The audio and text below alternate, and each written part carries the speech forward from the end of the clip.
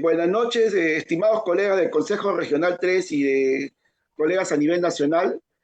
Para nosotros es grato organizar este tercer simposio internacional con presencia pues, de médicos de otros países por el Día de Trastorno del Déficit de Atención e Hiperactividad, en lo que es el Día de la Sensibilización.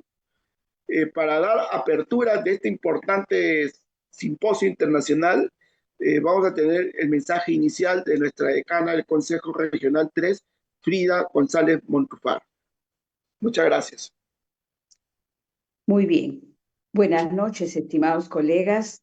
Para mí es un gusto dirigirme a toda la comunidad médica, a toda la orden médica que nos escucha por las redes. Hoy vamos a dar inicio al tercer simposio internacional sobre el Día de la Sensibilización sobre los trastornos de déficit de atención e hiperactividad. Tenemos dos excelentes ponentes, como es la doctora Miriam Velarde, que es una excelente neuróloga, de renombre, de amplia trayectoria, y de paso decirles que es nuestra secretaria del Comité de Ética del Consejo Regional 3 Lima, y también a nuestro invitado de honor, al doctor Eduardo Barragán Pérez, que nos acompaña desde México para hablar de todo lo que respecta al trastorno de déficit, con toda seguridad, con la experiencia que lo acredita.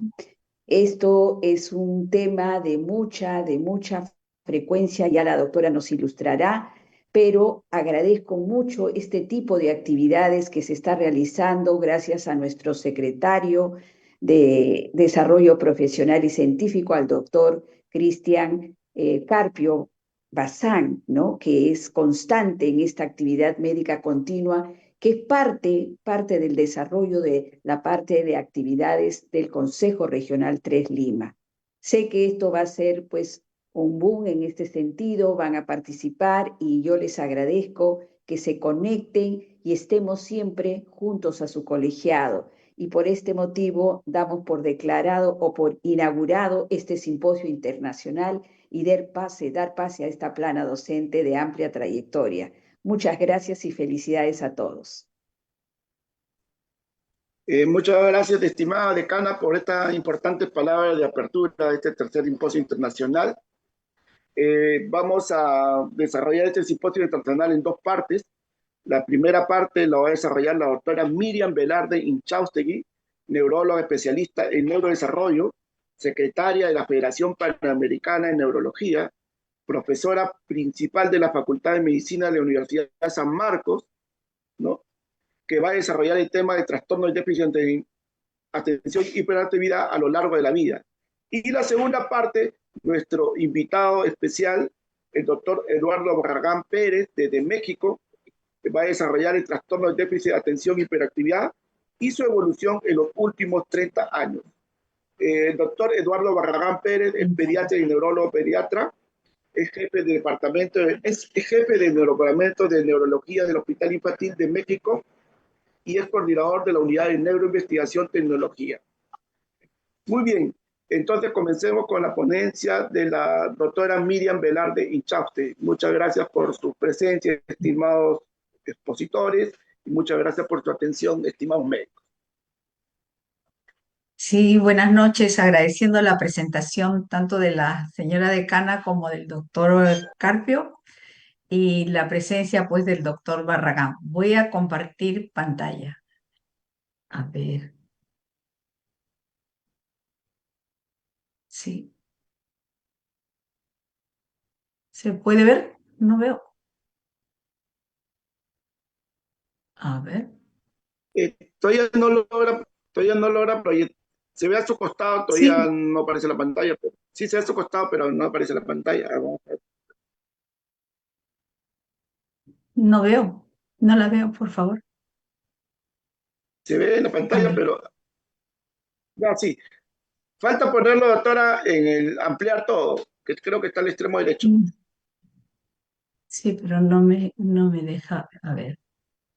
Voy a dejar de compartir lo que estaba haciendo y stop share. A ver, y vuelvo a hacerlo.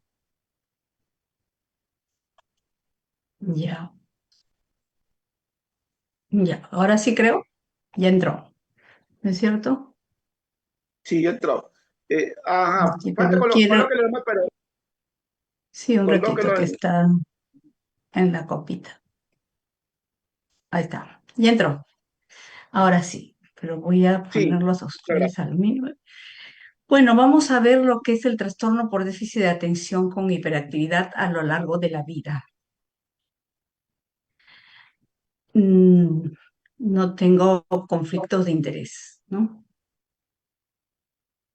Entonces es un trastorno del neurodesarrollo que antes se pensaba que solamente era de los niños, pero ahora sabemos que puede persistir hasta la adultez y afecta pues tanto el área escolar, familiar, laboral y social, y requiere un enfoque clínico, dinámico, longitudinal. Por eso es que quería hablar de este trastorno a lo largo de la vida, porque ¿Cuál es la sintomatología que tiene? La inatención, la hiperactividad, impulsividad, y todo esto va a interferir en todo el desarrollo del niño y luego cuando es adulto esa impulsividad es lo que persiste.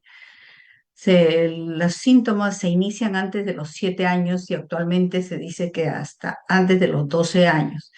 Y tiene una base genética muy amplia, del 70 al 80%. O sea, es un trastorno neurobiológico. Entonces, antes, como les decía, se pensaba que eran niños nada más, pero miren ustedes la prevalencia. En la infancia tenemos 5,27 hasta más, dependiendo 8 o 9, adultez 3,4 y en la vejez, porque en la vejez a veces se confunde como si fuera un trastorno de demencia y son problemas de atención. Aquí tenemos esta prevalencia, cómo va yendo, que les decía, ¿no? De 6 a un 7% en la adolescencia, 4 o 5%, en la adultez un 3% y en la vejez de 1,5 a 2%. Entonces, en la infancia, lo que tenemos generalmente es 4-1 o 2-3-1, dependiendo cada vez más es en los varones que en las mujeres. Y lo que nos hace, lo que parece más visible es la parte de la hiperactividad, la inquietud, ¿no? Cuando es de ese tipo. En la adolescencia ya hay un 60-80% han sido diagnosticados en la infancia y la prevalencia es de un 4 a 5%, pero aquí ya se va nivelando los varones con las mujeres, ¿no? Ya más hay trastornos en la disfunción ejecutiva. Cuando son adultos, generalmente los, hay más o menos un 60% fueron diagnosticados en la infancia y en la adultez hay una prevalencia del 2,5 a 3,5%. A veces estos chicos, estos adultos no han sido diagnosticados en la infancia porque de repente eran del tipo inatento, entonces pasaron desapercibidos, o eran mujeres también, ¿no?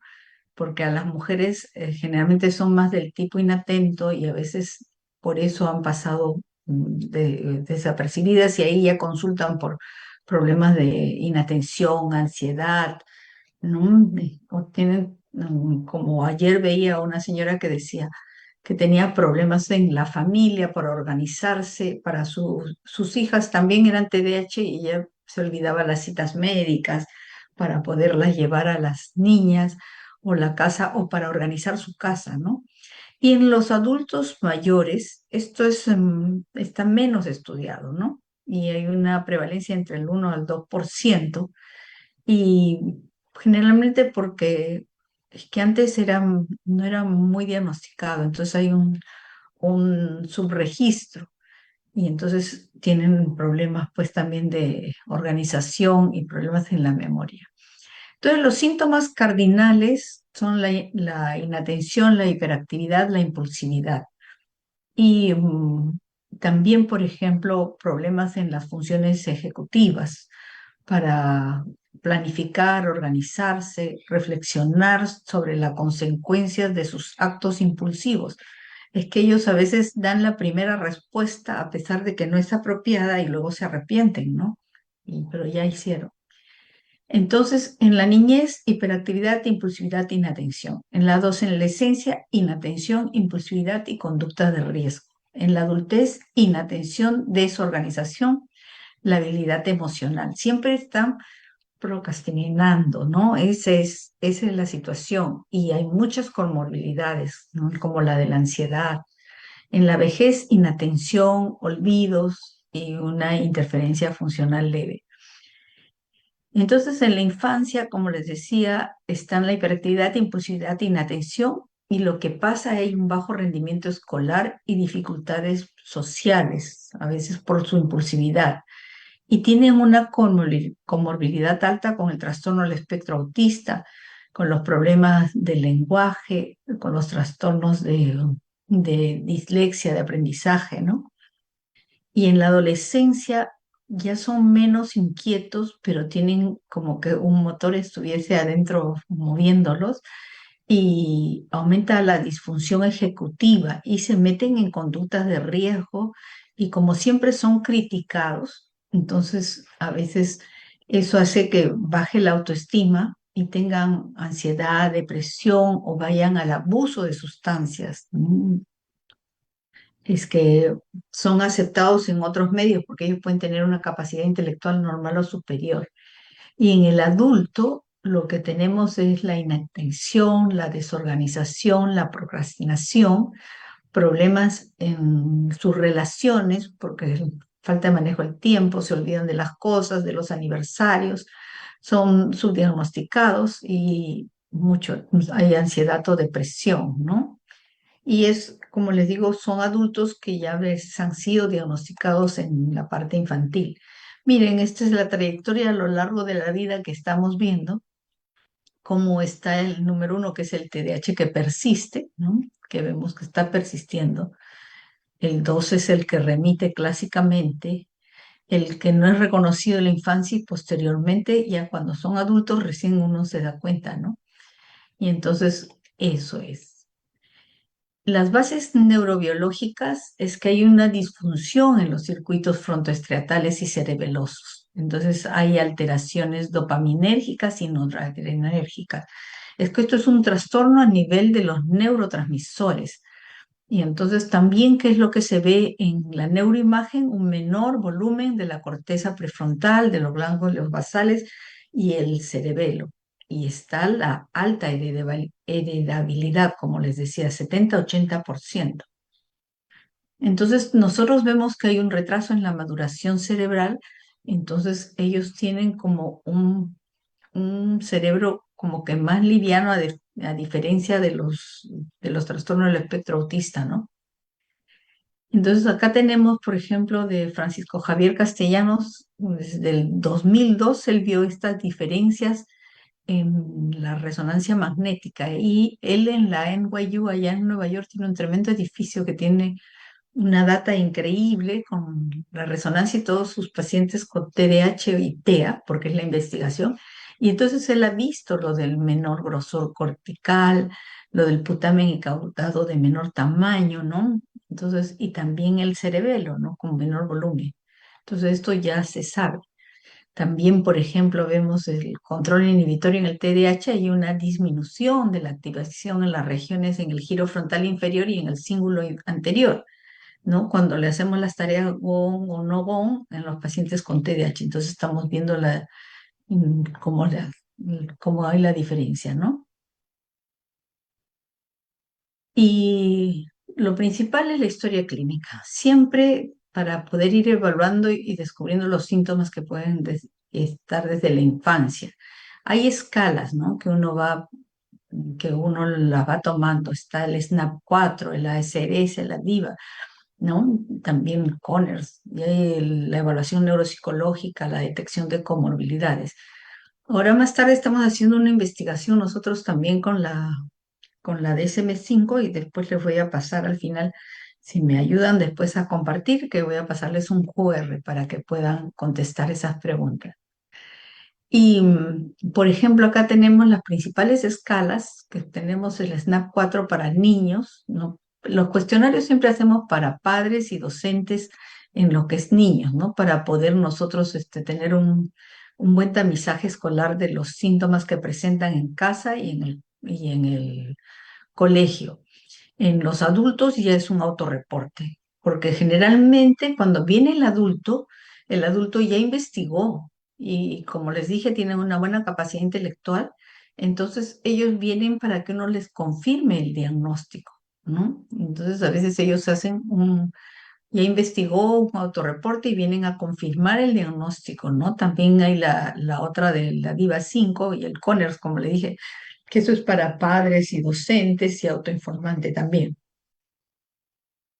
Entonces, las comorbilidades, esto es, siempre están presentes en el adulto, ¿no? Y como dos terceras partes de los casos. Y eso son comorbilidades psiquiátricas o de abuso de sustancias. Entonces, así tenemos, por ejemplo, miren ustedes la ansiedad, ¿no? y el trastorno oposicionista desafiante. Estas son generalmente las comorbilidades que tenemos más desde la época de niños, adolescentes, ¿no? Ahí están viendo ustedes. Cuando son adolescentes, abuso de sustancias, está la bipolaridad, problemas de aprendizaje como la dislexia, por ejemplo. También están los tics. Lo que pasa es que en el síndrome de los tics o motores, el 50% empieza como un TDAH. También está la depresión, los trastornos de conducta.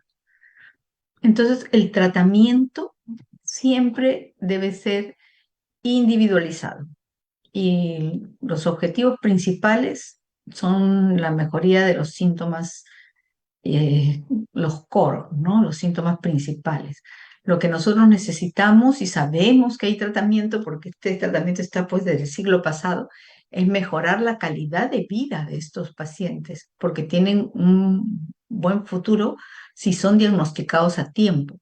Y el abordaje es interdisciplinario, ¿no? Hay que hacer la parte psicológica, conductual, farmacológica con las otras profesiones que trabajamos, ¿no? Ahí está, por ejemplo, es que el TDAH lo podemos ver desde la etapa preescolar, los escolares, los adolescentes.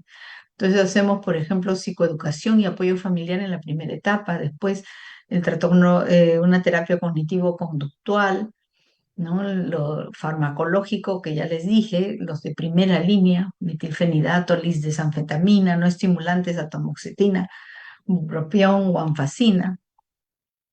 Entonces, la primera línea son los medicamentos estimulantes. Y la ventaja de los estimulantes es que son eficaces, son seguros, tienen que ser dados por el especialista que conozca el tema, ¿no? Y los estimulantes están desde el siglo pasado. Fue Leandro Piazón, que era del laboratorio de esa época, se llamaba Ciba-Geigy, fue el que le pidieron que hiciera una molécula para poder, como estimulante para las personas que están muy cansadas en ese sentido. Y él haciendo esta pastilla, su esposa, que estaba por ir a jugar un campeonato de tenis, tomó la pastilla, ¿no? Y recién cuando tomó la pastilla se dio cuenta que tuvo una súper competencia. Entonces dijo como se le aclaró la mente. Entonces de ahí es que su esposa, que se llamaba Rita, Piazón le puso Rita Lim. De ahí se viene el nombre, ¿no? Los no estimulantes tienen que demorar semanas para ir titulándolo. También son efectivos, pero primera línea son los psicoestimulantes. Además, porque hay de liberación inmediata y tenemos que son fáciles para titular. Generalmente yo empiezo con los de corta acción y luego cuando ya he titulado entro a la liberación prolongada. Pero hay otras que también pueden empezar con liberación prolongada. La guía canadiense es la que dice que uno puede empezar liberación prolongada, pero generalmente en mi experiencia yo empiezo con liberación corta y luego paso a los otros. Entonces, los estimulantes, como les dije, metilfenidato, desanfetamina, desanfetamina. En el país nosotros tenemos metilfenidato de acción corta y larga. Y los no estimulantes, guanfacina y atomoxetina. Nosotros tenemos atomoxetina. Y ahí estamos viendo pues cómo son realmente bien tolerados. No es que yo generalmente doy de los días de colegio y no doy ni fin de semana ni en vacaciones, salvo que lo necesite por situación de la familia, ¿no? Si el niño tiene mucho problema de conducta, entonces hay que ver. Por eso es que tenemos que trabajar de manera multimodal o interdisciplinaria, ¿no? Y de segunda línea están la atomoxetina y la guanfacina XR, pero hay que ver que también podemos utilizar incluso los dos, ¿no? Combinados. Y tenemos de tercera línea clonidina, imipramina, modafinilo, que ya no está en el país. Entonces, el tratamiento realmente es de acuerdo a cada paciente y nosotros debemos ver hasta cuándo es eficaz. Entonces tenemos que evaluar, como les decía, anualmente, ¿no? Ya se sabe que no conducen a adicción. Lo que pasa es que si no diagnosticamos a tiempo, es cierto que estos niños pueden irse luego cuando son adolescentes a unas conductas de riesgo o conductas antisociales, porque son los eternamente castigados, vapuleados y hace que su autoestima disminuya, ¿no? Y también se ha visto que no hay mayor alteración de la presión arterial, de la frecuencia cardíaca, o no son hallazgos consistentes.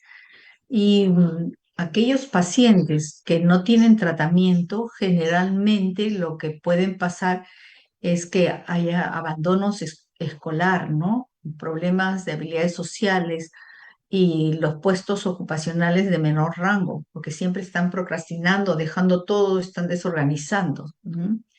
Y entonces por eso también se sabe que cuando coexiste el metilfenidato con el TEA, con el TDAH, el, el, el uso del metilfenidato no es tan eficaz. Eso es lo que podríamos saber, eso está en la literatura, ¿no? Entonces, ¿cuál es el mecanismo de acción del metilfenidato y de las anfetaminas? Lo que hace es que bloquea los transportadores presinápticos de la dopamina y norepinefrina o noradrenalina, y eso hace que haya un mayor flujo y por lo tanto ellos presenten atención, ¿no? Más atención. Y eso es porque aumenta las catecolaminas en la corteza prefrontal dorsolateral, entonces hay mejora en las funciones ejecutivas. Y a nivel de la corteza prefrontal medial e hipotálamo también mejorarían los síntomas depresivos y también a nivel del estriado la hiperactividad. La atomoxetina más bien inhibe al transportador de la noradrenalina y la incrementa en todas estas áreas cerebrales, ¿no? Noradrenalina o norepinefrina. La clonidina y guanfacina estimulan los receptores alfa 2 de la noradrenalina en el sistema nervioso central y aumentan el tono noradrenérgico del córtex prefrontal. Y el bupropión se convierte en los metabolitos potenciadores de la noradrenalina, ¿no? Y por inhibición del transportador. Entonces, ¿qué es lo que hacemos para el tratamiento de los preescolares? Primero lo que hay que hacer es la parte de la escuela de padres, ¿ah? Eso es lo primero que tendríamos que hacer. Y sobre todo cuando son esos niños con mucha alteración de conducta. O sea, hay que trabajar primero con los padres.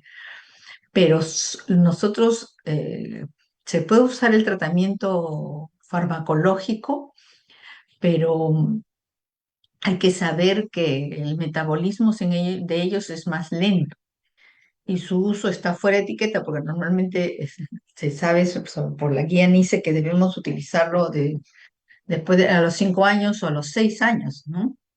Pero ahí sí podemos utilizar estimulantes. La tamoxetina no hay evidencia. Como les decía, lo principal es la formación para los padres y el estar en constante interactuando con el colegio y que el metabolismo de los niños es más lento. Entonces tenemos que tener cuidado para el inicio de la dosis. En los escolares de 6 a 17 años, como lo principal es la conducta, la baja autoestima, ¿no? Porque siempre han sido resondrados, le llaman la atención, ¿no?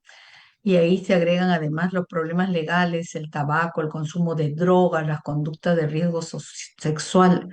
Entonces, en ellos la medicación se instala cuando se han visto todos los riesgos que tiene este joven y porque si no van a ir a un deterioro significativo. Pero siempre tenemos que ver individualizando el tratamiento, ¿no?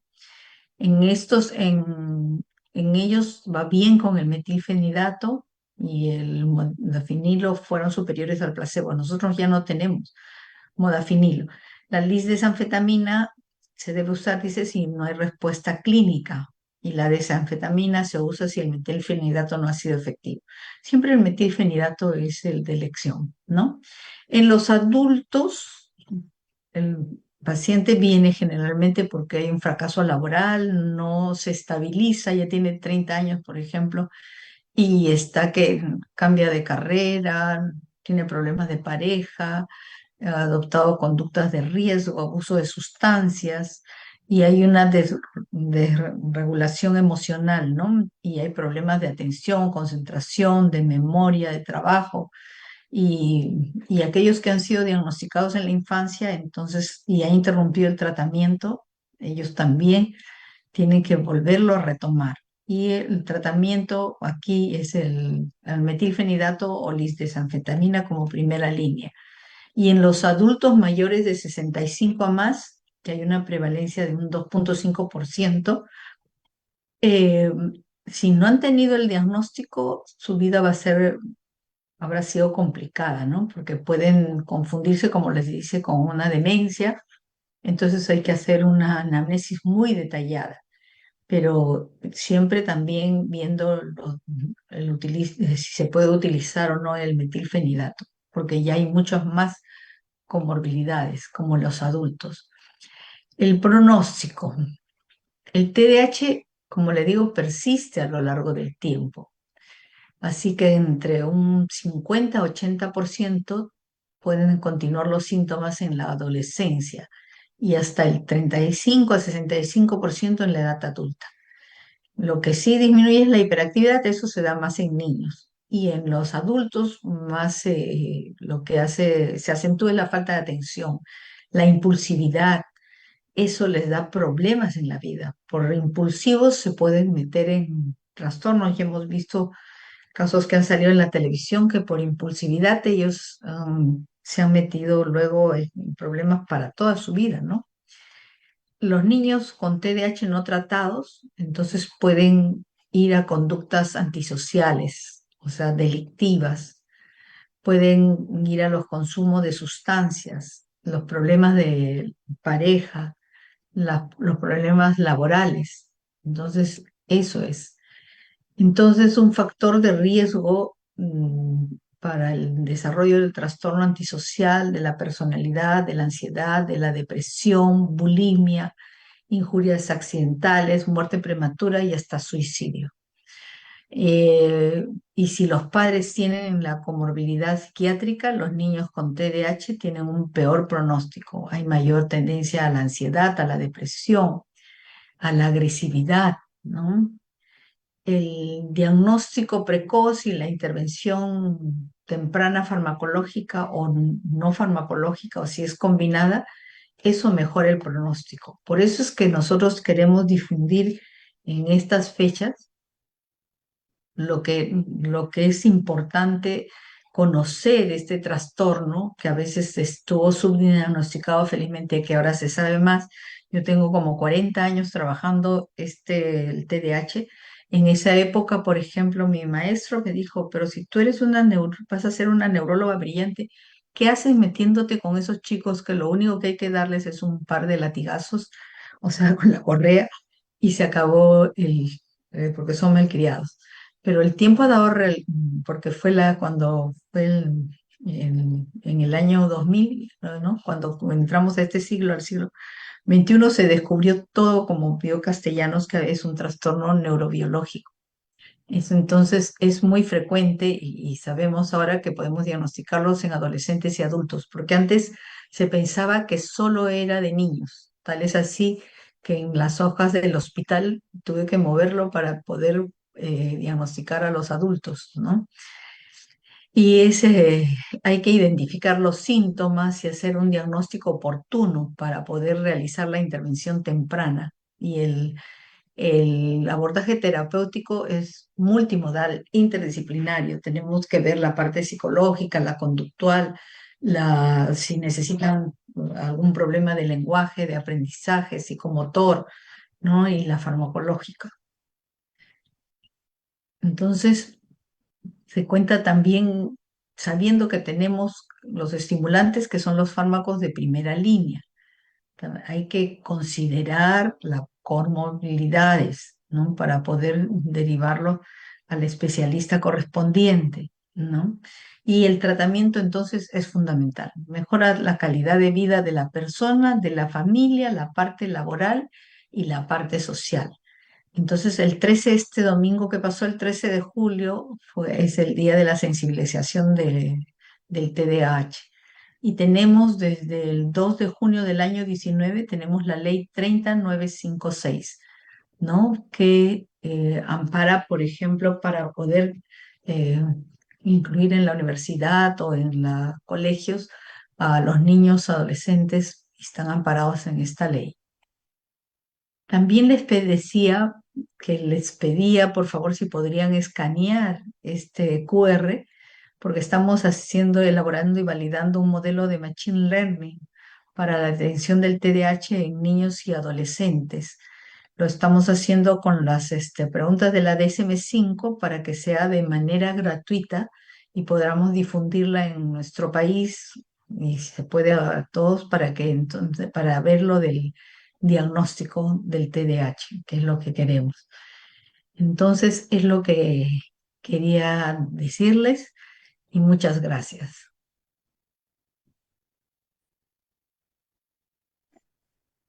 Muchas gracias, doctora Miriam Velarde Inchauste, también directivo del Consejo Regional 3 en el cargo de ética, por su brillante exposición sobre trastorno de déficit de atención a lo largo de la vida, ¿no?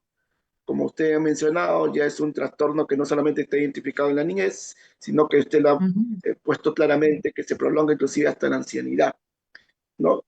Y que los casos de inatención, pues a veces suelen ser los más difíciles de diagnosticar, pero que es importante diagnosticarlo porque estas enfermedades van con comorbilidades y no son tratadas adecuadamente y con perjuicio para ellos mismos. Muchas gracias por su brillante exposición. Bueno, ahora vamos a dar pase a nuestro invitado especial, al doctor Eduardo Barragán Pérez, desde México, que va a desarrollar el tema de trastorno y déficit de atención, hiperactividad y su evolución en los últimos 30 años. ¿Qué tanto hemos aprendido?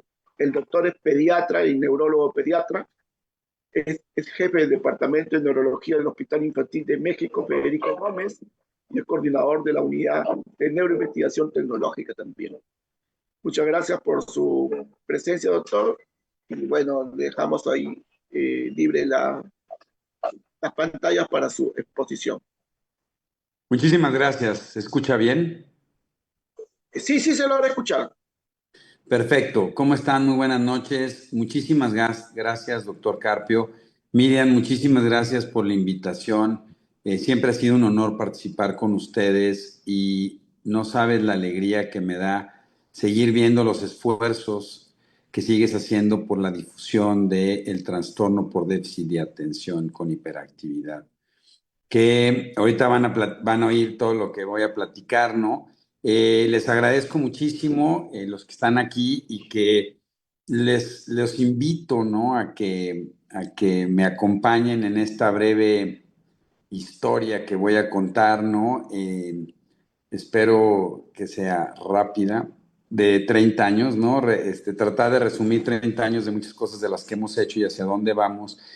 Y sobre todo porque ahora que van a ver algunas de las fechas importantes y que estamos de alguna manera viendo hacia dónde se ha dado esto en en los últimos años y qué tanta evolución ha tenido. Voy a pasar una serie de fotos y voy a mencionar una serie de personas importantes en todos estos procesos. Una disculpa si de repente no menciono a alguno de ustedes, ¿no? Y bueno, este día tan importante que es la sensibilización sobre el trastorno por déficit de atención, no tengo ningún conflicto de intereses para esta plática, más que el agradecimiento de por vida con Miriam y con toda la gente del Perú y que voy a compartir la experiencia que he vivido en estos 25 años, ¿no? Nada más me dedico a la consulta privada y ahora viendo todo lo que podemos retomar en este proceso, ¿no? Hace muchos años, cuando yo empecé a estudiar medicina, ¿no? Poco se hablaba de los trastornos neurológicos, sobre todo que tenían que ver con la afectación o los impactos que se tenían que ver cerca de el desarrollo, sobre todo hablando de funciones mentales superiores, ¿no? Y como ya lo expresó y lo explicó perfectamente Miriam, ¿no? Esto que van a ver ustedes es lo que nosotros hablábamos hace 25 años, ¿no? ¿Qué es el trastorno por déficit de atención? Decíamos que era un trastorno neurobioquímico cerebral que afecta el metabolismo de los principales neurotransmisores. Sabíamos que era un fenómeno epigenético, ahorita lo vamos a explicar, que afectaba no solo áreas conductuales, sino cognitivas, y que se iba dando con diversas manifestaciones a lo largo de la vida. El cuadro clínico, ¿no? Los síntomas, la falta de atención, la hiperactividad y la impulsividad de la cual hablábamos, y que estos síntomas han sido muy persistentes. Algo de lo que a mí me ha impresionado en estos 25 años, ¿no? De seguir y ver a los pacientes es cómo los síntomas se han logrado mantener, y los mismos síntomas que veíamos hace 25 años de la falta de atención, de la hiperactividad y de la impulsividad son los mismos síntomas que hoy seguimos viendo en la consulta hoy en día.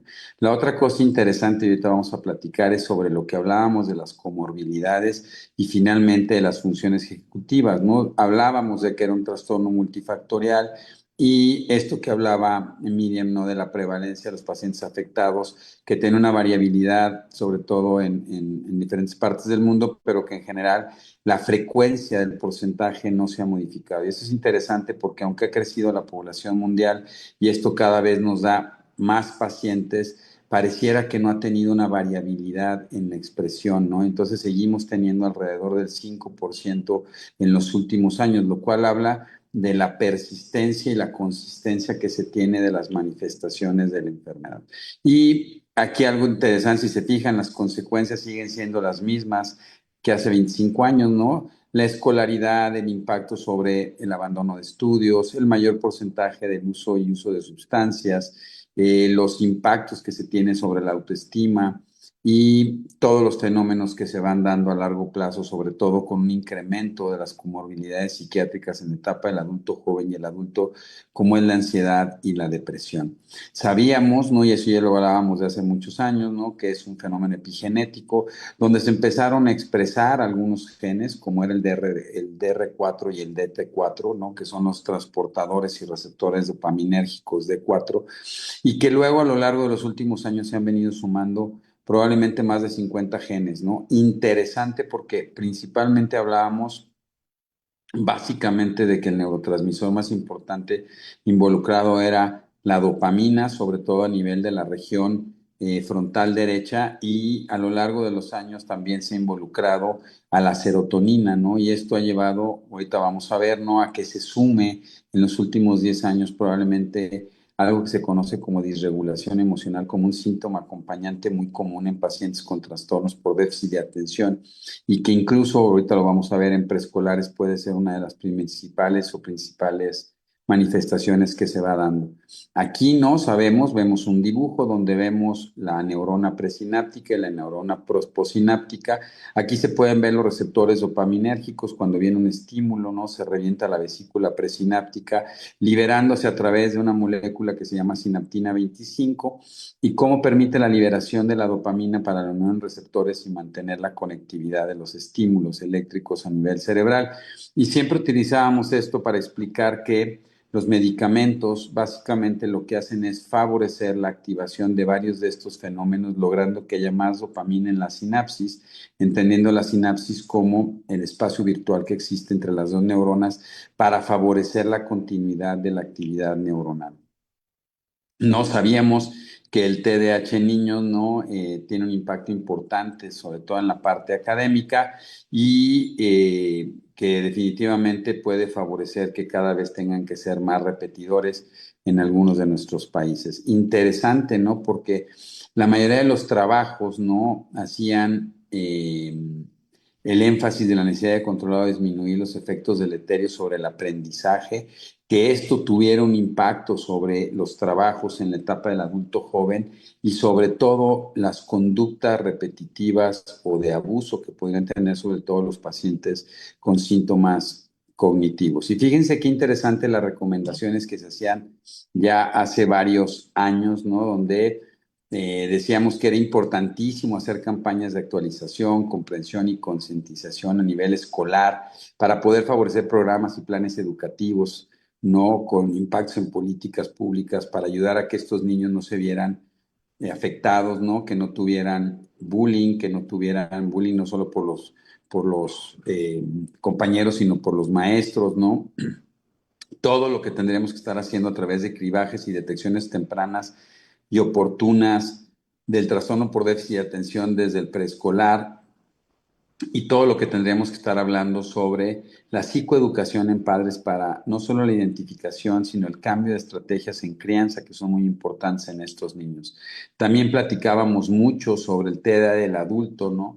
Y cómo podría estar sí o no involucrado el fenómeno cognitivo. Y la otra situación súper interesante era que creíamos firmemente que todos los autores que estábamos involucrados, como psiquiatras, psicólogos, psicopedagogos, neurólogos, docentes y familiares, deberíamos de estar participando de manera muy activa y multimodal para ayudar a que nuestros niños pudieran avanzar y tener una mejor proyección dentro de sus procesos del neurodesarrollo a lo largo de su vida, ¿no?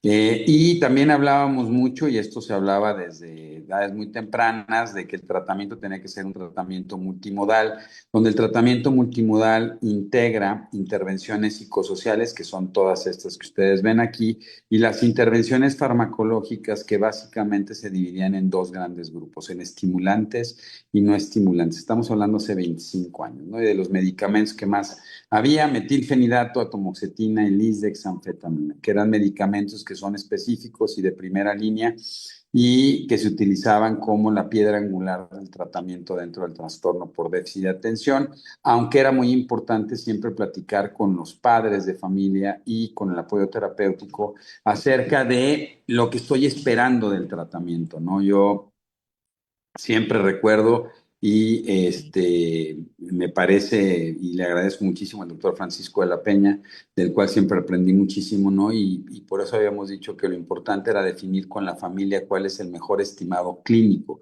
para poder definir qué hacer, ¿no? Y dentro de los tratamientos farmacológicos, por lo tanto, la idea general del tratamiento es la normalización. Hablábamos de normalización y no de funcionalidad, que es muy interesante. Ya decía Miriam, de lo que tenemos en muchos de los países latinoamericanos, que si se fijan ustedes, después de 25 años siguen siendo los mismos tratamientos básicamente, ¿no? Que no hemos tenido. Y yo cuando estaba joven, ¿no? Aquí estamos, cuando estaba en la universidad, pues evidentemente nadie nos dio una plática de fenómenos del neurodesarrollo, ni de trastornos del neurodesarrollo, ni de medicamentos para esto, ¿no?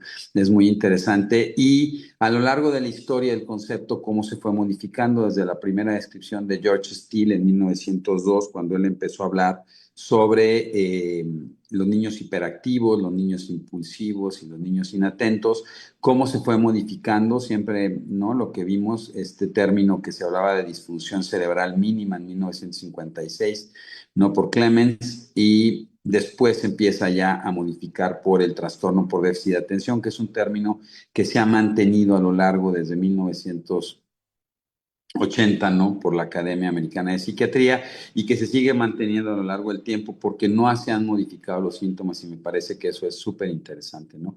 La estabilización del fenómeno. En muchas otras patologías se ha visto cómo hay un cambio, ¿no? De la denominación, incluso dentro del trastorno del espectro autista, cómo se han venido modificando los criterios, y es súper interesante cómo en el trastorno por déficit de atención las manifestaciones siguen siendo las mismas.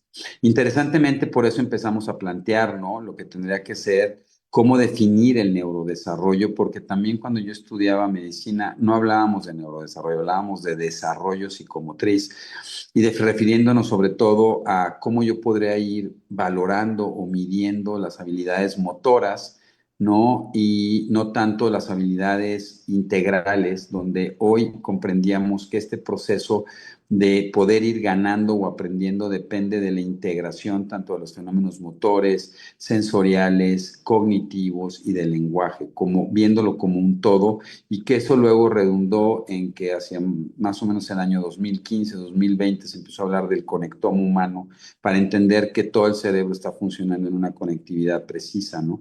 Y la justificación de poder ver esto es que el neurodesarrollo es muy complejo, ¿no?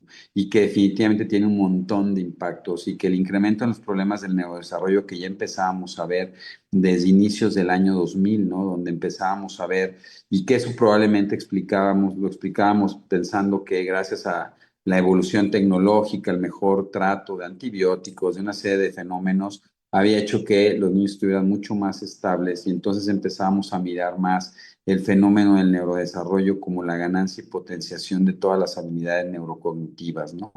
La otra situación que nos empezamos a plantear es que hasta dónde los síntomas del trastorno por déficit de atención se modifican de acuerdo a los escenarios ambientales o el lugar donde yo me desarrollo y cuáles eran las principales diferencias y limitaciones que veíamos en los estudios, porque la mayoría de los estudios que teníamos hasta el año 2000 eran de los Estados Unidos y de Europa y definitivamente lo que queríamos era entender qué pasaba en nuestra región latinoamericana, ¿no? Y entonces primero, bueno, el TDA, ¿no? Sabíamos que empezaba en los primeros años de vida y que las diferencias sociales, culturales y étnicas se iban dando en diferentes regiones. Incluso era entender si, por ejemplo, en lugares donde había más guerrilla o donde había más problemas, había más manifestaciones o no. La otra cosa súper interesante es que cuando yo empecé a estudiar el fenómeno por allá de 1998, se decía, como bien decía Miriam, ¿no? Que el TDA se terminaba a los 12 años de edad y fue en el año 2000 cuando el doctor Steve Faraone acuña más o menos en UCLA el término de TDA del adulto, ¿no? Y lo que permite ver es cómo, si bien la hiperactividad y la impulsividad van cayendo, sobre todo en la adolescencia, las manifestaciones de inatención cambian y persisten en el adulto por problemas de organización, de planeación y de ejecución, y como bien decía Miriam, los fenómenos de procrastinación. El otro fenómeno muy interesante, y ahorita lo vamos a hablar, es cómo muchas veces los problemas de cómo tomar decisiones persisten hasta la vida del adulto, que es lo que va impactando sobre la manera como pueden relacionarse. Pero entonces fíjense el gran cambio que vamos teniendo de decir, se termina en la etapa de la niñez y la adolescencia, a decir, esto persiste, es una condición que va a mantenerse a lo largo de la vida.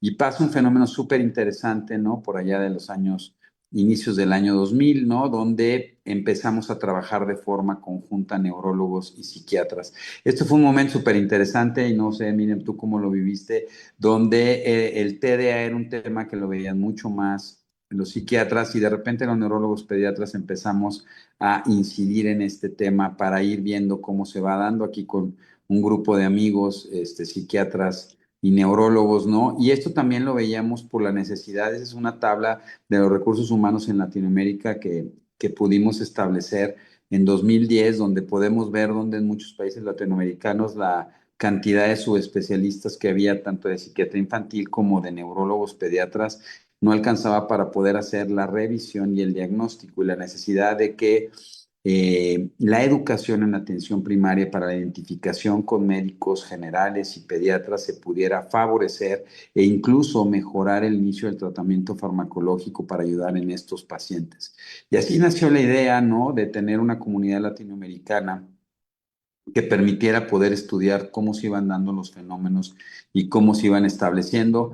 Y aquí están dos personas a las cuales quiero y agradezco mucho, que es el doctor Juan David Palacios de Colombia y el doctor Francisco de la Peña. Cuando empezamos a planear todos estos fenómenos, empezó a trabajar en México desde el 2002 por la Academia Mexicana de Pediatría para ir planteando esta unión entre neurólogos y psiquiatras para unir esfuerzos, ¿no?, que pudieran revisar el tema y las manifestaciones en nuestros países. Y así se fue dando el fenómeno, ¿no? Y fuimos avanzando fuertemente para ir viendo cómo se va dando. Y bueno, los apoyos indispensables que se fueron estableciendo, ¿no? Me voy a ir un poco rápido en todo esto. Algo que para nosotros fue muy importante es que se empezó a pensar en formar un grupo en México. Fuimos empezando a establecer reuniones con otros países, ¿no? Donde teníamos gente de, sobre todo de Cono Sur. Aquí están todos los nombres de los participantes.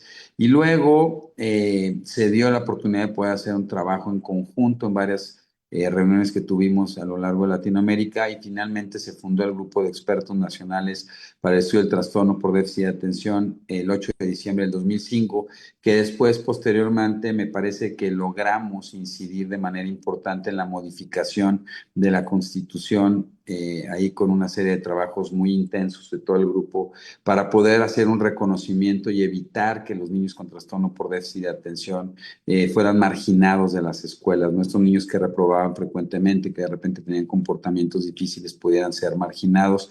Ese es el grupo que fundó GEMPE, ¿no? Y después empezamos a platicar, tuvimos una reunión muy interesante en Viña del Mar con el grupo de Cono Sur y estábamos pensando en cómo poder generar un esfuerzo latinoamericano.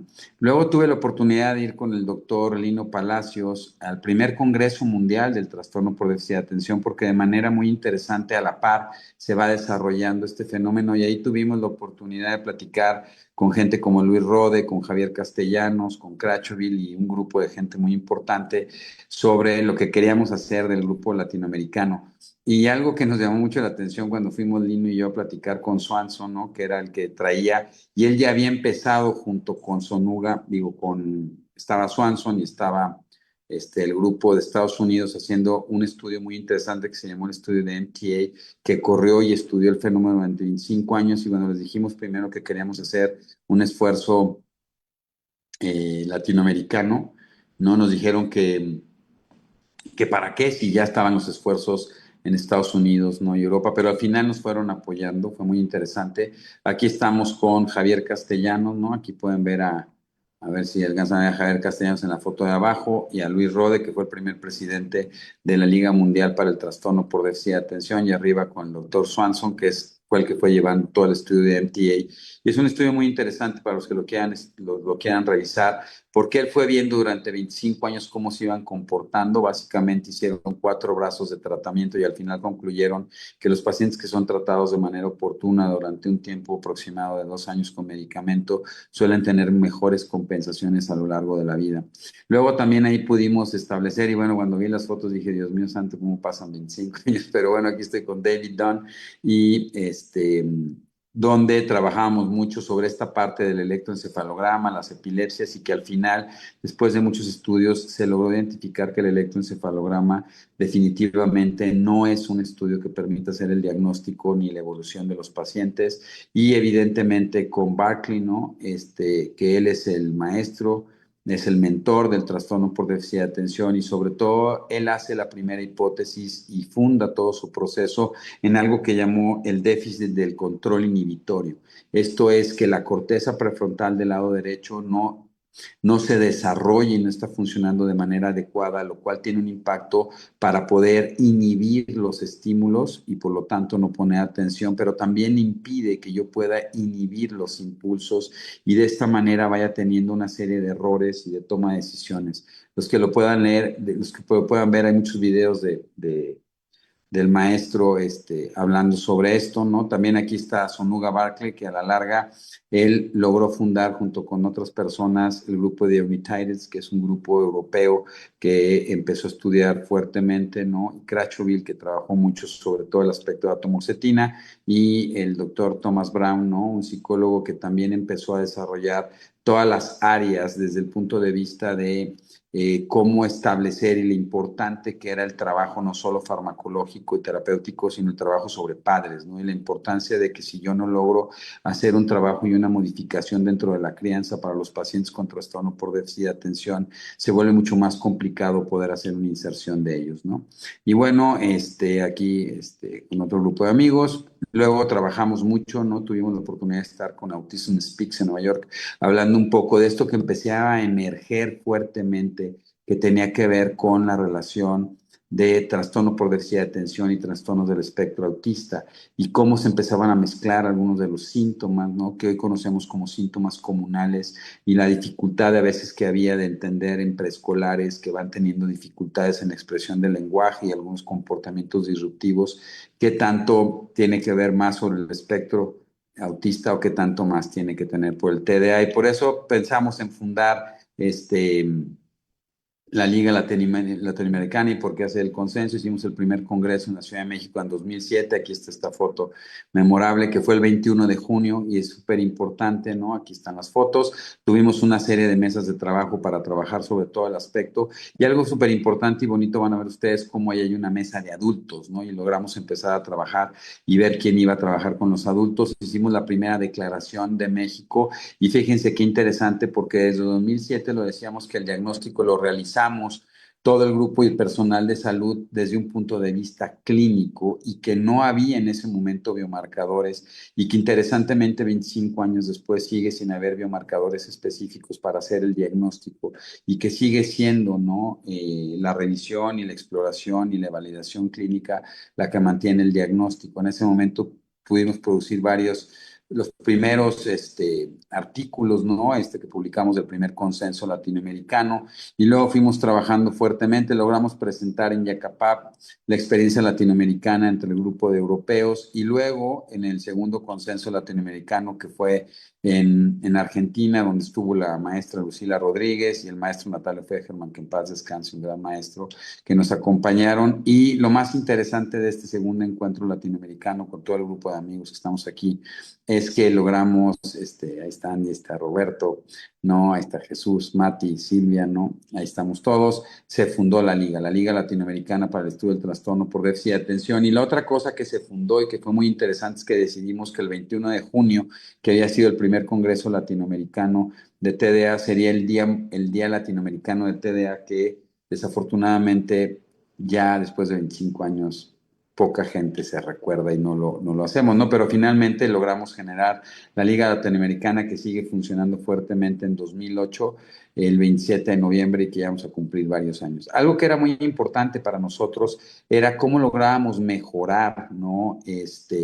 La adherencia al tratamiento. Y es muy importante cuando nosotros vemos y si ustedes se fijan en su consulta cotidiana, es cuánto tiempo los niños se mantienen bajo tratamiento farmacológico y vean nada más del 60% de los pacientes que empiezan un tratamiento farmacológico lo dejan, ¿no? Y lo que veíamos es que es un tiempo medio y la mayoría lo hacen porque no hacemos una educación al paciente, por efectos secundarios o por el dinero, ¿no? O por la deficiencia o la escasez que hoy hemos tenido últimamente. Y bueno, rápidamente me voy porque es un tema interesantísimo, ¿no? Porque cuando pensamos en trastorno por déficit de atención, siempre pensamos en, bueno, ¿y qué ha pasado con los medicamentos, ¿no? Desde el primer consenso en Sumilla. Y lo que se van a dar es que los medicamentos no es muy interesante porque sigue siendo metilfenidato, o sea, estimulantes, tenemos bupropión, tenemos clonidina, ¿no? Y las estrategias no farmacológicas. Si se fijan y van a ver que durante el paso de los años siguen siendo los mismos medicamentos y que básicamente está metilfenidato y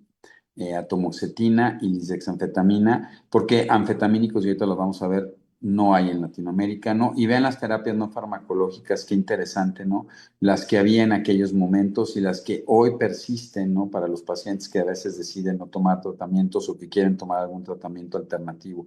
Interesantemente, en aquella ocasión hicimos estudios de el porcentaje de tratamientos o terapias no farmacológicas que utilizamos en Latinoamérica en nuestros pacientes con TDAH y cerca del 80% de nuestros pacientes siempre utilizan una terapia no farmacológica como adjuntiva durante los diferentes consensos, y me voy a ir un poco rápido en esto, básicamente es que el mapa farmacológico, como bien decía Miriam, de repente se va modificando. En la mayoría de los países lo único que había era metilfenidato de acción corta y creo que seguimos teniendo grandes deficiencias en la cantidad de medicamentos que tenemos, sobre todo liberación sostenida o liberación oros, y a veces de atomoxetina, en algunos países ya no hay atomoxetina en solución, ¿no? Y finalmente en Cartagena, que fue el otro que hicimos, vean cómo empiezan a liderar tanto metilfenidato, siempre ha habido todo un proceso de saber cuál debería ser primera línea y cuál debería ser segunda línea entre metilfenidato, lisdexanfetamina, anfetamínicos o atomoxetina, pero son los medicamentos que se siguen manteniendo. Por algo muy interesante que vimos en Río de Janeiro es que a diferencia de otras regiones del mundo, las regiones donde más utilizan medicamentos que no están indicados para TDA, como pueden ser neuromoduladores o antiepilépticos o neurolépticos para el TDA, es en Latinoamérica. E interesantemente, después de 25 años, seguimos siendo una región y seguimos siendo un área geográfica donde todavía muchos de los pacientes que tienen trastornos por déficit de atención siguen utilizando estos medicamentos en vez de utilizar medicamentos dirigidos específicamente a el trastorno por déficit de atención. Estos siguen siendo los fármacos y las opciones no farmacológicas. Si se fijan ustedes, después de 10 años veíamos que seguía siendo igual. Algo que empieza a establecerse es la dieta, ¿no? Y sobre todo este tipo de dietas empieza a tomar mucho auge, sobre todo cuando en 2013, y ahorita lo vamos a ver, se empieza a hablar del espectro autista y se empieza a ver todos los impactos que puede tener la dieta en mayor o menor medida sobre el espectro autista, pero finalmente no hay estudios específicos de dieta sobre el trastorno por déficit de atención. Entonces se vuelve muy interesante cómo es un tema que no se ha abordado de manera muy interesante, ¿no? Y la otra cosa que empezamos a ver, hicimos un consenso y una revisión en 2018, o sea, ya varios años después, porque empezábamos a ver que había una serie de modificaciones interesantes, ¿no? La primera son los prematuros, donde vimos el incremento, ¿no? En la prematuridad. Hoy actualmente se sabe que hay cerca de 15 millones de nacimientos prematuros a nivel mundial y cómo la prematurez incrementa los factores de riesgo neurológico y sobre todo de tener un trastorno por déficit de atención. Afortunadamente pasamos con la gran atención neonatal que se tiene hoy en día de pacientes que terminaban con epilepsias refractarias, con parálisis cerebral, a que afortunadamente no tenemos estas manifestaciones, pero que hoy tenemos muchas más alteraciones de los trastornos del neurodesarrollo o atencionales. Algo también muy interesante y que cada vez nos hemos planteado más es las modificaciones que estamos teniendo sobre hormonas tiroideas y las hormonas estrogénicas, ¿no? Sobre los impactos del neurodesarrollo. Y si ustedes se fijan de manera muy importante en los últimos 10 años, se ha venido acelerando el momento de la pubertad y la adolescencia, cambiando radicalmente, ¿no? Y donde empezamos a ver cómo ya niñas desde los 9 años de edad pueden empezar con la menarca y los impactos que están teniendo, ¿no? Y sabemos que estas hormonas en mayor o menor medida son disruptores hormonales, perdón, y los impactos que están teniendo sobre la expresión y las manifestaciones de los niños, ¿no? Y que qué tal que un paciente que no había tenido manifestaciones atencionales o de hiperactividad o de impulsividad tan importantes, a partir de la adolescencia, cuando empieza a haber un montón de situaciones, tienen más disruptores y esto dispara los fenómenos atencionales. Aquí algunos de los disruptores hormonales, como van a ver, ¿no? Muchas de las cosas que se vienen dando, pero otra cosa muy interesante es que hoy las niñas cada vez utilizan más productos de belleza, ¿no? Es impresionante ver cómo niñas de 9 10 años de edad se están poniendo muchas cosas, o toda esta utilización como de algunas, todas estos sales o cosas que uno se pone, que se unta de lavanda, por ejemplo, se vio que la lavanda, ¿no? Que se pone de repente para que duerman mejor, es un inhibidor de la liberación hormonal y esto puede provocar alteraciones o modificaciones de la expresión de los cambios, hormonales en niños, ¿no? Entonces, se vuelve súper importante poder estar atentos, ¿no? Y no es algo que hayamos estado estudiando de qué tantos impactos estamos teniendo sobre todo. La otra situación, esto es muy interesante, es todos los problemas de conducta que se están empezando a ver y que están empezando a emerger de los trastornos de conducta. Yo no sé cuál sea su impresión, pero finalmente cada vez más los niños preescolares están teniendo estas conductas disruptivas y los trastornos explosivos intermitentes, donde son estos niños que van de 0 a 100 en 10 segundos, que explotan y hacen toda una serie de manifestaciones muy complicadas, ¿no? Y que muchos de estos pacientes, ¿no? Lo que acaban teniendo son manifestaciones iniciales y muchos de estos pacientes acaban teniendo impactos o manifestaciones del trastorno por déficit de atención.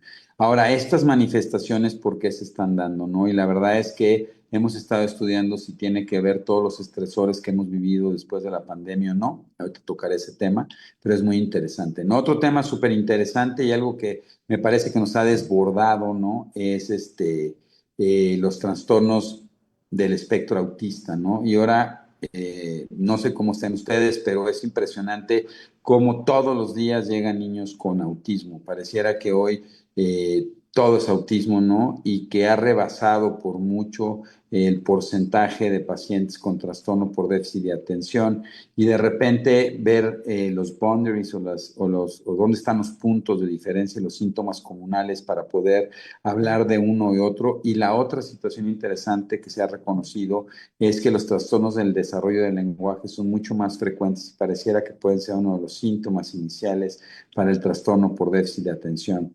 También algo de lo que publicamos, ¿no? Y que tiene que ver con todas las terapias alternativas, como la terapia con ácidos grasos omega 3, sobre todo con el beneficio que se tiene de omega 3, pero que tiene que tener DHA y EPA, ¿no?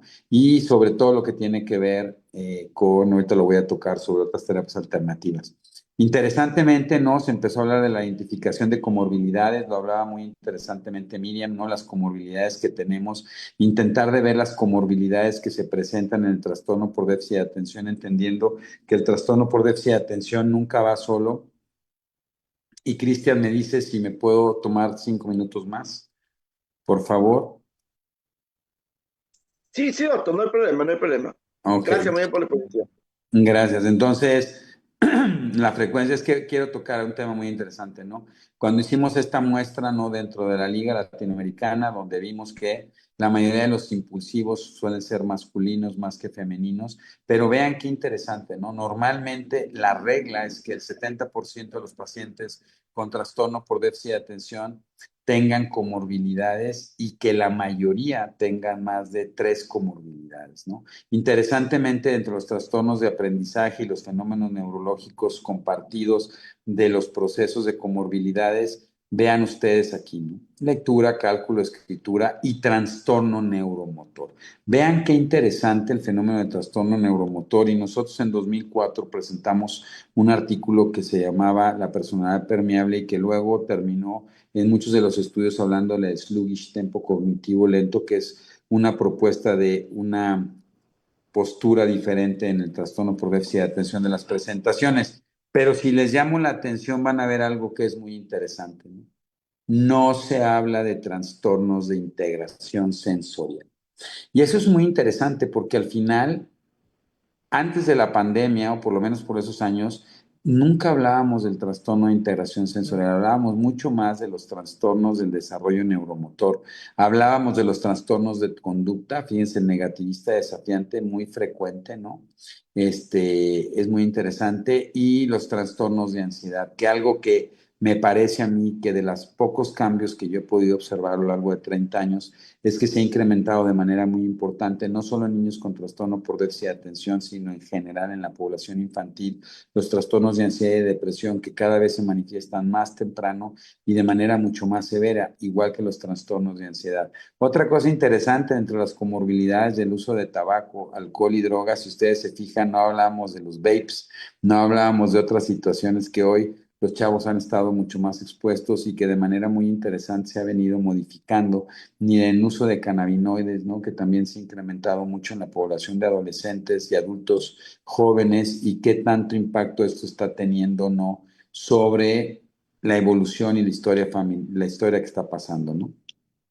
Y luego, ¿no? Esto que era el TED en preescolares, mira, Miriam, aquí estás, ¿no? Con grandes amigos, con Juan David, el maestro Gastón, ¿no? Y que hablábamos de preescolares, en realidad, ¿cuándo debería ser las primeras manifestaciones? ¿Cuándo deberíamos de tomar estas indicaciones y cómo trabajar con ellos? Hicimos la Declaración de Cartagena de 2009, donde seguimos estableciendo la importancia de que tiene que ser un diagnóstico clínico, ¿no? Aquí estoy con Juan David y que en el grupo... Eh, con Botero, ¿no? Y con todo el grupo ahí en Cartagena de Indias. Y bueno, esto me lo voy a brincar rápidamente, que tiene que ver todo lo de Brasil, cuando hicimos el consenso. Lo más importante me parece en Brasil, algo que a mí me llamó la atención, que fue un evento muy lindo, es que entendimos que el trastorno por déficit de atención es un compromiso de todos, ¿no? Que es un compromiso donde los médicos nos tenemos que unir a los padres, a los terapeutas y a los docentes para poder trabajar y salir adelante. Se han venido siguiendo haciendo muchos de los eventos. Interesantemente, 2015, y de repente nos replanteamos hacia dónde vamos, qué estamos haciendo. ¿Realmente el trastorno por déficit de atención y su tratamiento ha cambiado o no? Y de repente pasaron varias cosas, ¿no? En mayo de 2013 se cambia y se establece como que el trastorno por déficit de atención es un trastorno del neurodesarrollo. Esto da las manifestaciones, se saca síndrome de Asperger se queda como trastornos del espectro autista y empieza a ver toda esta discusión de los síntomas comunales. Dos, es que en Unitarios, ¿no? Empiezan a ver la poco o nula evidencia que puede tener sobre los tratamientos alternativos, pero sin embargo, y de manera muy interesante, ¿no? Son los que más se siguen utilizando actualmente a nivel, por lo menos latinoamericano, ¿no? Y que aunque el entrenamiento cognitivo remedia muchos de los impactos neuropsicológicos del TDA, probablemente menos del 10% de los padres reciben apoyo, entrenamiento y guía sobre el manejo que tienen que tener sobre sus hijos. Y si ustedes les preguntan a los papás quiénes tienen un apoyo de su neurólogo, de su psiquiatra, de su psicólogo sobre el manejo de hijos, es muy poco. La otra situación que empezamos a ver fue el gran boom que existe hoy sobre los videojuegos, sobre los paneles, sobre todo lo que tiene que ver con impacto. Sale el tratamiento con Endeavor, que es un tratamiento de videojuegos, intentando ver qué tantos impactos uno se tiene. Y la verdad es que esto no lo hemos trabajado mucho y luego pasa en marzo del 2020 el COVID, ¿no? Interesantemente el COVID creo que nos movió muchísimas cosas, creo que ya se nos olvidó a la mayoría de la población lo que vivimos, pero fue muy interesante porque de repente muchos de nuestros niños, pues no podían ir a la escuela, ¿no? Y de repente en el fenómeno post-COVID se decía que muchos de los problemas de lectura, de aprendizaje, de atención tenían que ver porque se habían desorganizado. Y en realidad hay pocos estudios de seguimiento de lo que ha sucedido con esto, pero cosas bien interesantes, ¿no? Cada vez más las escuelas están siendo mucho más incisivas con los pacientes de trastorno por déficit de atención, a pesar de que hace 20 años habíamos hablado de la importancia de trabajar con las escuelas, poder hacer una intervención con estos niños. Hoy cada vez más los preescolares sufren de muchísimo estrés, ¿no? El inicio de la lectoescritura desde los 4 años de edad, la necesidad de estar atento y mantenerse por horas en una clase y si no tienes TDA y los estresores han generado una gran situación. La otra cosa interesante que pasó en COVID, ¿no? Es que antes del COVID decíamos que un niño no podía ver una pantalla durante más de una hora seguida y de repente en el COVID se la pasaban 8 horas viendo las clases, ¿no? En línea. Y después de eso, hoy los niños, la mayoría de las escuelas, por lo menos en varias partes de Latinoamérica, ¿no? Ya tienen tareas en línea, los chavos de secundaria, ¿no? Entonces, ¿qué tanto eso está teniendo un impacto, ¿no? Sobre los fenómenos de consolidación y compensación del fenómeno atencional? Y otro proceso súper interesante es los videojuegos, ¿no? Videojuegos y pantallas. Y todo lo que hay alrededor de los videojuegos y de pantallas, todos los impactos que está teniendo, la gran dificultad que estamos teniendo. Sabemos que los chavos con TDA se adhieren más frecuentemente a este proceso, pero hoy no sabemos cómo limitarlos y cómo activarlos y todo te lleva al uso de videojuegos. Entonces, es súper importante qué tanto impacto está teniendo sobre la consolidación y el fenómeno, o si nos estamos enfrentando ante un nuevo proceso de desarrollo de funciones mentales superiores y tendríamos que empezar a revalidar los procesos. Incluso de manera muy interesante, post-COVID, tampoco se modificaron varias de las estrategias de intervención diagnóstica para estos chavos, ¿no? El proceso de afectos y emociones cada vez con mayor ansiedad que hemos vivido y esto que es maravilloso, ¿no? Y que yo no sé qué tanto lo están viviendo ustedes en sus países, que es cuando sale la película Divergente y es la neurodiversidad y cómo empieza a pujar cada vez más estos términos, ¿no? Y hablaba con un chavo, ¿no? Que él no tiene TDA, sino tiene esto que se le llama paz, que es es una personalidad de altamente sensible y cómo todo se va dirigiendo más bien a los trastornos de integración sensorial. Pero ese término de neurodiversidad, neurodivergencia, o alteraciones donde estoy tratando de decir que el trastorno por déficit de atención, que planteemos esta alternativa de los conceptos, evitando los estigmas, ¿no? Y qué tanto deberíamos empezar a hablar sobre la neurodiversidad, la neurodivergencia, sobre los trastornos de condiciones psicológicas. Y la verdad es que también los límites y cómo definirlos se ha vuelto cada vez mucho más difícil, ¿no? Incluso para algunos, no solo el autismo, el TDA o la dislexia, sino problemas como el GIS de la Tourette deberían entrar en este fenómeno de neurodiversidad. ¿Y qué tanto eso está impactando hoy en nuestros chavos para poder conseguir trabajos, ¿no? Y cómo algunas empresas empiezan ya a buscar gente que son neurodiversos para ciertos establecimientos de trabajos, o si nosotros deberíamos de trabajar sobre la compensación y la integridad de nuestros pacientes. Y por último, nada más algo muy importante, es esta evolución del abordaje diagnóstico, donde hoy estamos yendo cada vez más, en vez de la clínica, a los estudios, estamos yendo más de los estudios, sobre todo los genéticos, ¿no? Prácticamente el hecho de que un paciente entre en consultorio hace que se amerite una prueba genética y que no haya prácticamente ningún proceso de trabajo terapéutico y diagnóstico clínico, ¿no?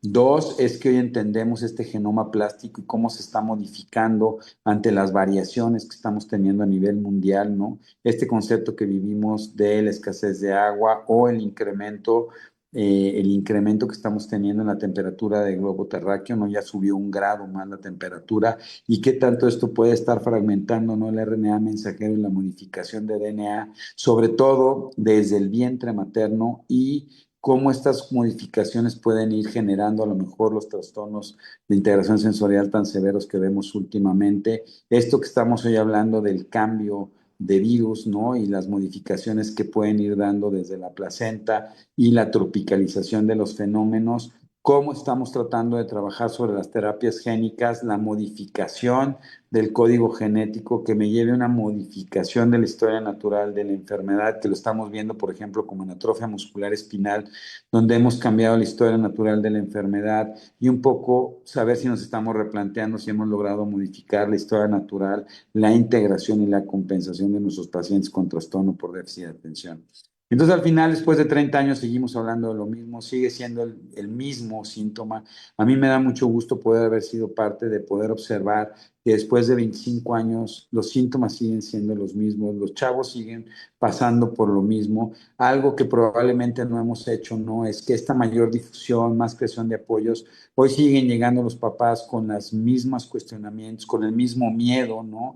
Sobre los medicamentos, seguimos sin tener probablemente el impacto en la población para hacerles saber que los tratamientos son seguros, que los tratamientos son temporales, que las estrategias es súper importante, ¿no? Seguimos teniendo un problema de quién ve a los adultos, ¿no? Interesantemente hablábamos, no sé qué pasa en otros países y me gustaría escucharlos, quién ve a los adultos con trastorno por déficit de atención, los neurólogos todavía me parece que no toman este fenómeno como una intervención que pudiera ser muy importante. ¿Cómo estamos compartiendo los esfuerzos para mejorar en los sistemas de salud la detección temprana? ¿No? Y cómo generamos centros de atención para los chavos que no tienen posibilidades económicas y que deberíamos de seguir trabajando sobre esto, ¿no? Entonces yo creo que debemos de retomar el proceso, incrementar los estudios de referencia latinoamericanas, tratar de trabajar en este reconocimiento del trastorno por déficit de atención. Por eso Miriam y Cristian y a todo el grupo peruano lo reconozco, ¿no? Y la verdad es que me siento honrado de poder estar en esta plática diciendo, tenemos que seguir, no nos dejemos, sigamos tomándolo por nuestros niños, porque hoy el trastorno por déficit de atención, después de todo este tiempo, les puedo decir, porque ahí decían, ¿no? Y de repente dicen que fue inventado, que se hace por la industria, que fue por los maestros, que ya no tienen ganas de seguir, y definitivamente es un trastorno neurobiológico muy firme. Y esperemos que esta historia continúe y que podamos seguir viendo todos los fenómenos de mejoría y de evolución que deberíamos de tener. Muchísimas gracias por su atención y que tengan una linda noche. Agradecer al doctor Eduardo Barragán Pérez del país de México por esta brillante, pues, ¿no? Revisión histórica en estos últimos 30 años, ¿no? De cómo ha evolucionado el trastorno de déficit de atención, hiperactividad en el mundo, pero particularmente en Latinoamérica, en todos sus conceptos de diagnóstico, tratamiento u otros, ¿no? Para ya finalizar este tercer simposio internacional, vamos a pedir a cada uno de los expositores que nos den un mensaje final en este importante día de la sensibilización y concientización del trastorno de déficit de atención e hiperactividad. Entonces comenzaríamos con la doctora Miriam Bernarde con su mensaje final. Sí, sí, agradeciendo la oportunidad que tenemos de difundir lo que es el trastorno por déficit de atención con hiperactividad y tener acá al doctor Eduardo Barragán, pues él es el fundador de la Liga Latinoamericana del TDAH, que queremos que siga adelante para poder nosotros tratar estos temas. Sí, como les digo, yo hace como 40 años estoy en este campo y es cuando me enteré de la liga, inmediatamente fui, la primera vez fuimos a Mendoza y después a Cartagena Y ya ahí siguiendo, la última vez hemos estado en Argentina, ¿no? Hablando ahí con Eduardo y todo. Y sí, pues porque esto, lo interesante de este tema, que son pacientes que son con una capacidad intelectual normal o superior, y entonces si nosotros hacemos el diagnóstico temprano, ya vamos a saber cómo ellos se pueden integrar y favorecer a nuestros países, porque para mí ellos tienen una gasolina de alto octanaje y tenemos que saber diagnosticarlos y llevarlos de manera adecuada y tenemos que tener empatía con la neurodiversidad. Eso es lo que tenemos que ver. Gracias, gracias a ustedes. Gracias, Eduardo, ¿ah? Gracias. Y me has hecho recordar esa foto. Gracias. Sí, aparece en la foto usted, ahí está. No, fue Ya. increíble. No, no te iba a poner más, pero dije, no, pues luego van a decir que.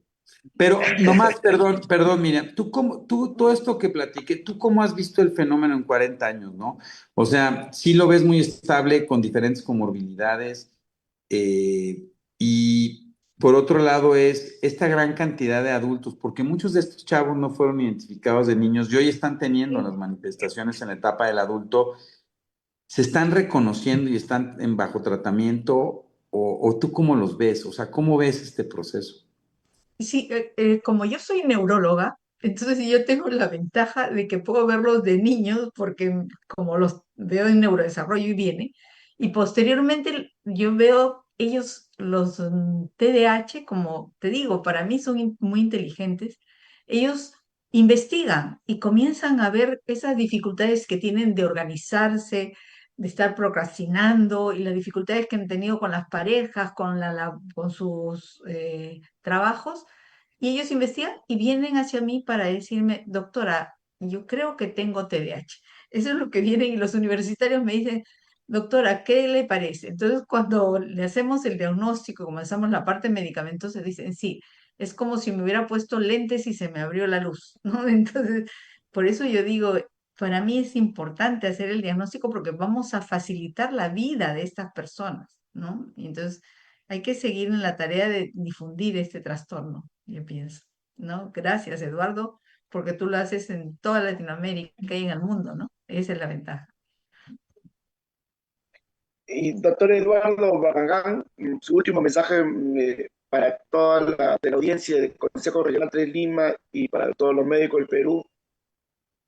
Mira, yo lo que les quisiera compartir es que el trastorno por déficit de atención es un trastorno neurobiológico, ¿no? Hay suficiente evidencia para pensarlo. La piedra angular sigue siendo los tratamientos farmacológicos, que definitivamente podamos seguir difundiendo, no solo en los padres de familia, sino en las escuelas, lo importante es hacer el diagnóstico y el tratamiento y que los papás, los adultos sepan que existe tratamiento para ellos, ¿no? O sea, que el hecho de que yo tengo trastorno por déficit de atención es de ni modo, sino es tengo tratamiento. Y ese tratamiento me puede ayudar muchísimo a mejorar, no solo en los procesos de integración de trabajo, sino a nivel familiar, ¿no? Mejorar la dinámica familiar, porque eso repercute directamente sobre nuestros pequeños, ¿no?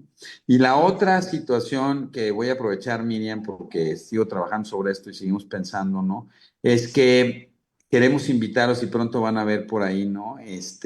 Estamos trabajando fuertemente hoy con todo esto de neurodiversidad y bueno, es todo un tema, ¿no? Miren, que tendremos que platicarlo y cómo hacer la aceptación. A mí no me gusta que los incluyan a los niños de TDA en las escuelas. No tienen por qué incluirlos, ¿no? Son personas normales, son personas sanas, Claro. son personas que realmente lo que necesitan es una estrategia diferente y entonces por eso vamos a trabajar sobre lo que se llama Comune BMT, que es la comunidad de neurodivergencia que vamos a partir, o sea, de la sociedad, para poder tratar de establecer y buscarnos unos espacios para que no nos tengan que estar, fíjate, mira, tú ahorita dijiste de lo que lograron ustedes en el Perú, ¿no? Que fue muy interesante, que eso cuándo lo hicieron, en 2015, ¿cuándo lo hicieron?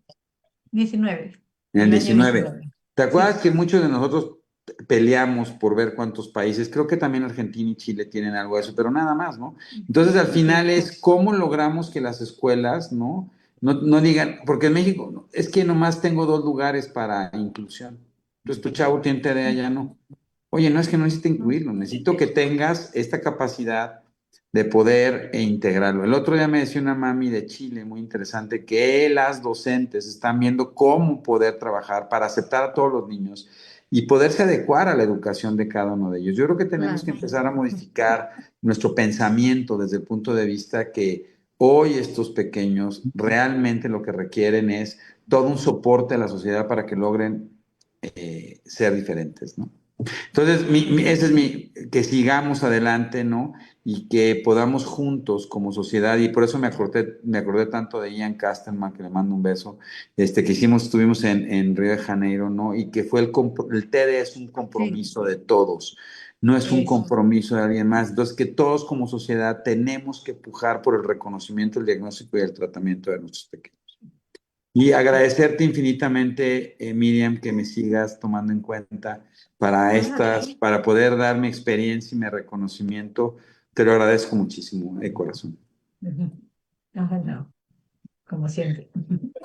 No. A nombre del Ujú. Consejo Regional 3, donde también participa la doctora Miriam Velarde, y a nombre del Colegio Médico de Perú, reiterar nuestro gran agradecimiento tanto al doctor Eduardo Barragán de México como a la doctora Miriam Velarde por ilustrarnos de sobremanera cómo se está viendo actualmente el TDAH y cómo se ha ido construyendo ese conocimiento a través de la historia para confrontar la, este trastorno en la actualidad. Un fuerte abrazo para cada uno de ustedes. Y nos Sí, estamos muchas gracias. despidiendo hasta aquí. Hasta luego.